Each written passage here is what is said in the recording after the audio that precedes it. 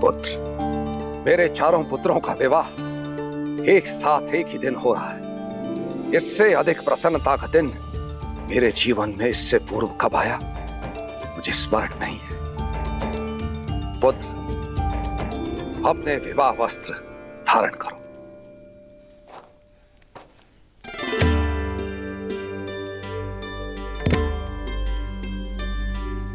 ये सब क्या है त्रिकालदर्शी राम आश्रय जी? अवसर, विवाह से पूर्व प्रत्येक पुरुष को दिए जाने वाला अंतिम अवसर कि यदि वो चाहे तो अंतिम क्षण में भी संसार के इस बंधन में बंधने से स्वयं को बचा सके, काशी की यात्रा पर जाकर संन्यास लेकर मुक्त हो सके। विवाह के शुभ अवसर पर आप ये कैसी बातें कर रहे हैं राम आश्रय जी? महाराज, विवाह से किसका भला हुआ है? और वैसे भी ये तो केवल 4 दिन की चकाचौंध है और जीवन का वास्तविक अर्थ तो मुक्त हो जाने में है। और विवाह कोई फूलों की सेज नहीं है, कांटों भरा मार्ग है। इसीलिए ये काशी यात्रा रीति भी है और राह भी। यदि राह का चयन आपने सुझाया है तो विचार अवश्य करूंगा राम आश्रय जी। राम, किंतु राह का चयन करने से पहले उस पर मनन करना आवश्यक नहीं? अवश्य कीजिए। मनन, चिंतन, विचार विमर्श सब कीजिए। ये वार्ता उसी लिए तो हो रही है। संन्यास लेने से पहले यह जानना आवश्यक है कि सन्यासी का धर्म क्या होता है। सब प्रकार के मोह से मुक्त होकर संसार का कल्याण करना। तो इस संसार का सबसे बड़ा सन्यासी कौन है राम आश्रय जी? मैं निश्चित तौर पर तो कुछ नहीं कह सकता, परंतु हाँ, कुछ लोगों से सुना है कि वो कैलाश पर रहने वाले महादेव है ना, वो है। किंतु ये बताइए कि महादेव गृहस्थ क्यों है?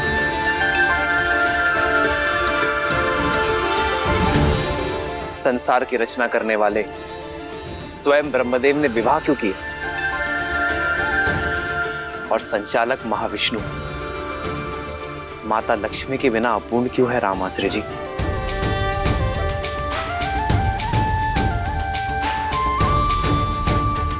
चारों आश्रमों में सन्यास और वानप्रस्थ से पहले गृहस्थ आश्रम की व्यवस्था क्यों है श्री राम आश्रय जी? श्री राम, मेरा उत्तर आपके उत्तर से भिन्न भी हो सकता है। मैं पहले आपका उत्तर सुनना चाहूंगा। अवश्य, क्योंकि कर्तव्य पूर्ण किए बिना मुक्ति नहीं। संसार में ईश्वर ने हमें किसी उद्देश्य के साथ भेजा है, उसे पूर्ण किए बिना जाना सन्यास नहीं, जीवन से भागना है राम आश्रय जी। सन्यासी का धर्म सिखाने के लिए ही गृहस्थ आश्रम है, जिसमें व्यक्ति अपने परिवार के लिए कर्म करता है, उनके हित के लिए परिश्रम का तप करता है। जो व्यक्ति अपने परिवारजनों की दुख सुख और पीड़ा ना समझ सका, वो संसार कैसे समझेगा राम आश्रय जी? कदाचित इसलिए महादेव बिना गौरी के पूजे नहीं जाते, ताकि वो हमें सिखा सके कि सन्यास का असली अर्थ भागना नहीं, भाग लेना है जीवन की यात्रा में। अद्भुत, अद्भुत श्री राम, अद्भुत। यही तो इस काशी यात्रा का महत्व है कि ये व्यक्ति को विवाह से पूर्व विवाह के महत्व के विषय में बताती है। तो अब आप ही बताइए राम आश्रय जी कि मेरे लिए उचित मार्ग कौन सा है? आपका मार्ग तो स्वयं नियति ने चुना है श्री राम। आप गृहस्थ आश्रम में प्रवेश करने के लिए पूर्ण रूप से सज्ज हैं, हमारे आशीर्वाद के साथ।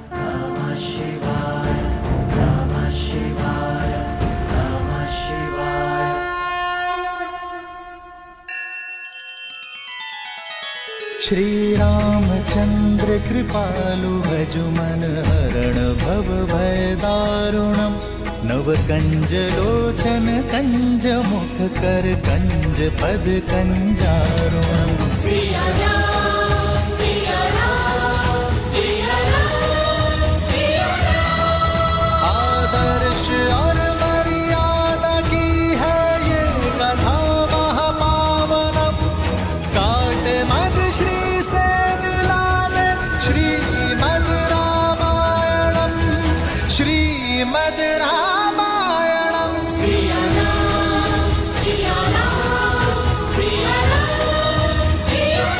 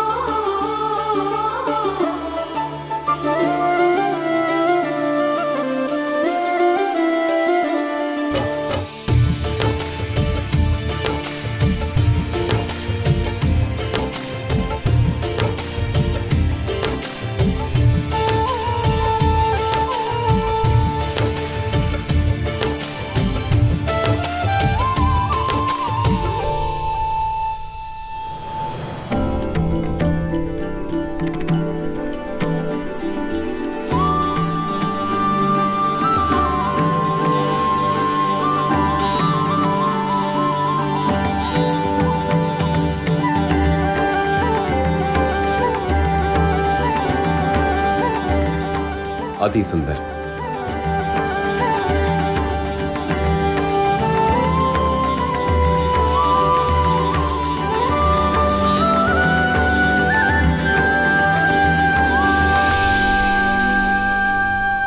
श्री राम की वर यात्रा सज्ज है संपूर्ण संसार को आनंद से भर देने के लिए। जय श्री राम।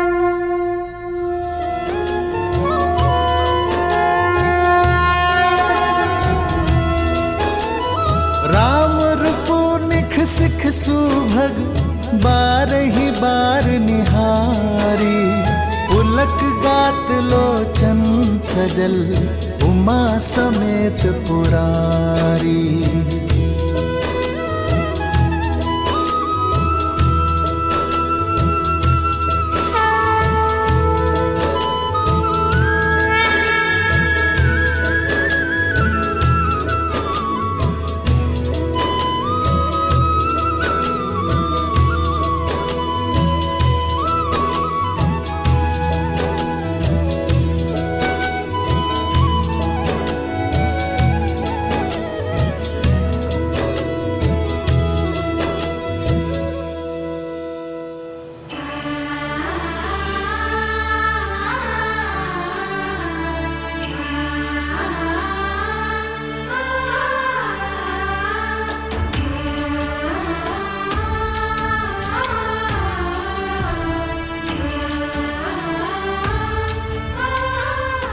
आप सभी बहुत सुंदर लग रही हैं।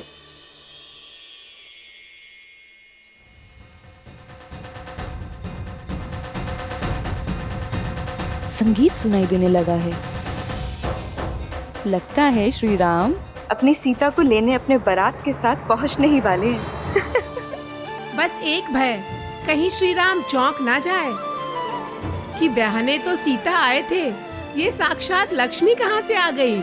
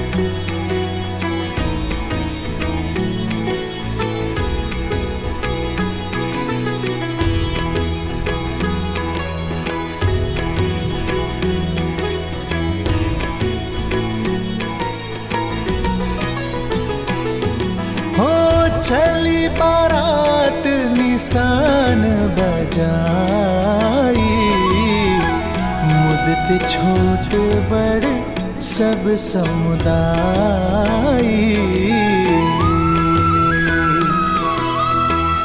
राम ही निरखी ग्राम नर नारी, पाई नयन फलु होहि सुखारी।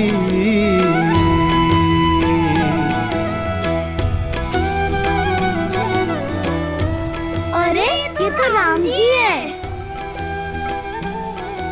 राम जी हमें भी आना है। आओ। जय श्री राम।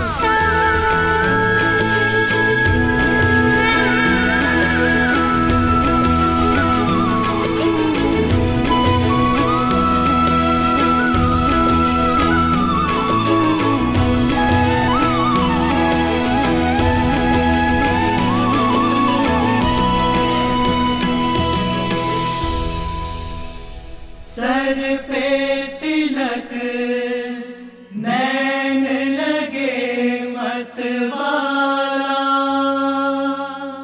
हाथ धनुष मुख पे है उजाला। ब्याह चले अब राम सिया से, अद्भुत ये पल लागे निराला।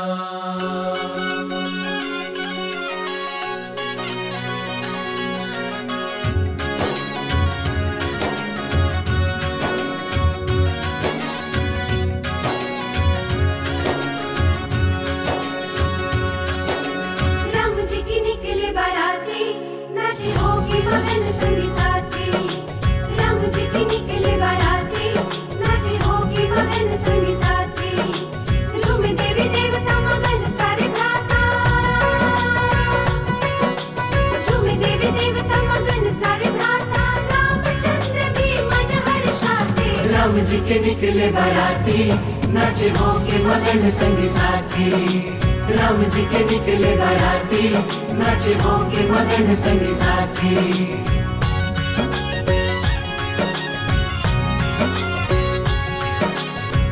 पावन घड़ी अति मंगल दिवस है, हर्षित अयोध्या धन्य मिथिला नगर है।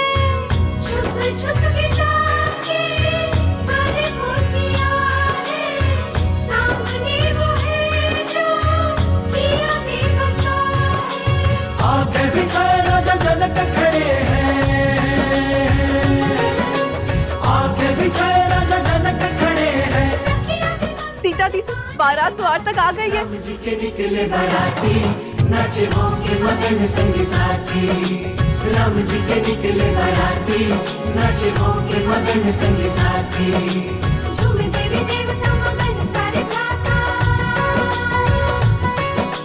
झूमे देवी देवता मगन सारे भ्राता। रामचंद्र भी मन हर्षाते। राम जी के निकले बाराती, नाच होके मगन संगी साथी। राम जी के निकले बाराती, नाच होके मगन संगी साथी।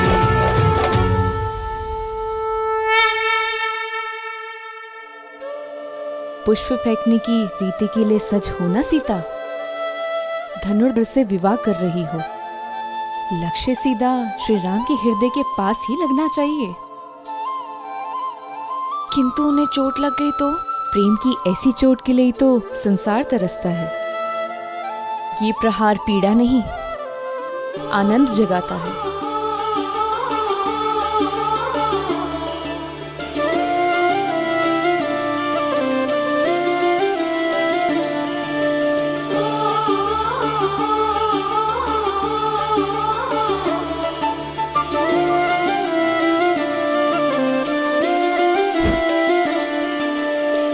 जन्म जन्म का है ये संगम, राम रतन सीता वैभव धन। पौरुष, एक समर्पण, एक है रूप तो दूजा दर्पण। राम है लोचन सीता दृष्टि, राम है बादल सीता वृष्टि।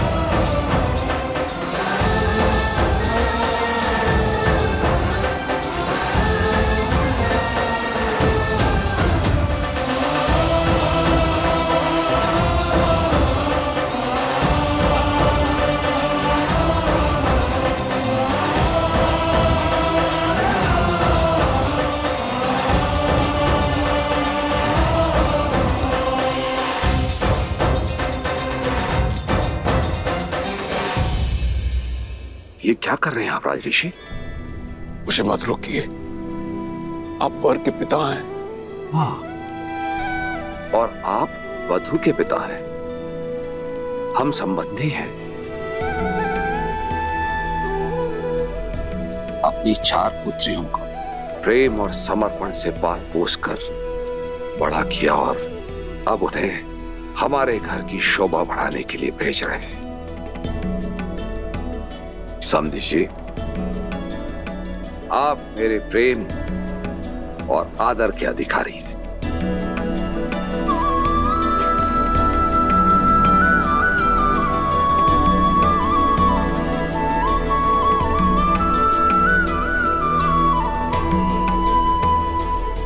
किंतु आपकी आंखों में अश्रु। जब पुत्री को ऐसा ससुराल मिले तो कौन सा पिता होगा जिसकी आंखों में आनंद के अश्रु नहीं होंगे?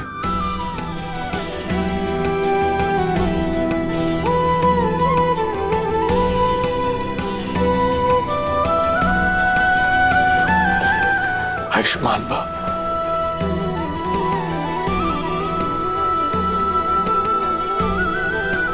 आई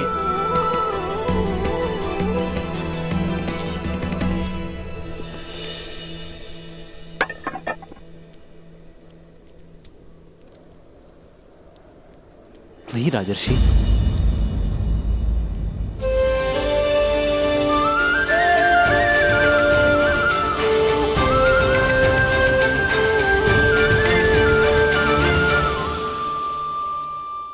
नहीं राजर्षि,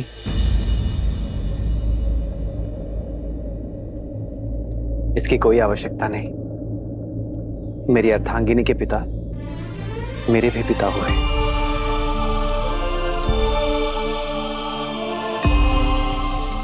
और पिता पुत्र के चरण स्पर्श करे, ये मर्यादा नहीं। वर पूजा की प्रथा तो सदियों से चली आ रही है पुत्र राम। वर नारायण का रूप होते हैं, पर उनके चरण धोना रीत है। वर के पग इसलिए धोए जाते हैं कि वो पवित्र और मलिनता रहित पगों से एक नए संबंध में प्रस्थान करें। इस नाते आप मेरे पग पर जल अवश्य डालें, किंतु हमारे संबंध में चरण स्पर्श के अधिकारी सदैव आप रहेंगे।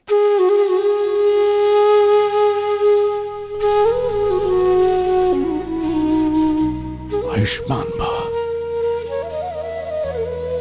विराजिए।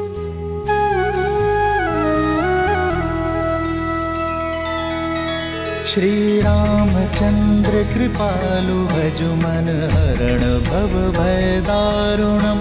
नव कंज लोचन कंज मुख कर कंज पद कंजारुणम। भगवान के पिता को तो पाँव नहीं छूने दिया आपने, पर माता से काजल लगाने का अधिकार आप नहीं छीन सकते। बने नर इसका पावन ज्ञान है। आपको कुदृष्टि ना लगे इसलिए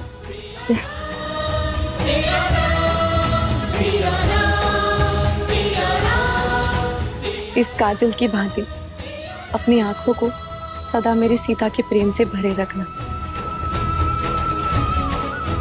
ईश्वर तुम्हें जीवन में सदा सुख और समृद्धि दे।